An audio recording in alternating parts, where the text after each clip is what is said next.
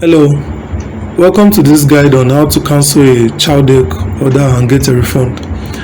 On the Chowdeck app, tap on your active order through your tracking screen.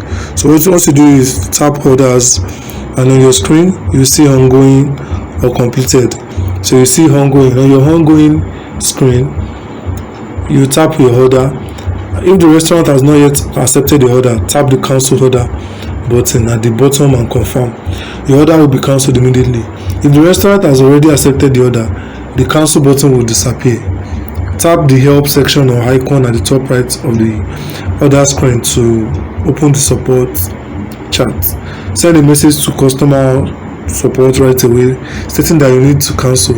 If the food has not been prepared or dispatched, support will manually cancel the order and process your full refund back to your Chowdeck wallet or payment method. Thank you for listening. Have a great day.